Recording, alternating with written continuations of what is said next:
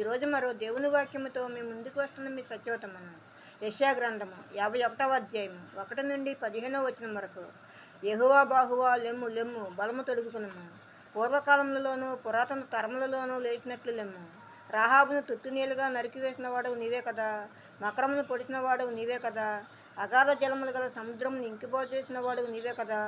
విమోచింపబడిన వారు దాటిపోవునట్లు సముద్ర అగాధ స్థలములను త్రోవగా చేసిన వాడవు నీవే కదా. యెహోవా విమోచించిన వారు సంగీత నాదముతో సీయోనుకు తిరిగి వచ్చెదరు. నిత్య సంతోషం వారి తలల మీద ఉండును. వారు సంతోషానందములు గలవారు అగుదురు. దుఃఖమును నిట్టూర్పును తొలగిపోవును. నేనే మిమ్మల్ని ఓదార్చబడను. చనిపోవు నరునికి ఎందుకు భయపడదువు? బాధపెట్టువాడు నాశనం చేయుటకు సిద్ధపడినప్పుడు వాని క్రోధమును బట్టి నిత్యము భయపడుచు ఆకాశములను వ్యాపింపజేసి భూమి పునాదులను వేసిన యెహోవాను, నీ సృష్టికర్త అయిన యెహోవాను మరచుదువా? ఆమేన్, ఆమేన్, ఆమేన్. మరో దేవుని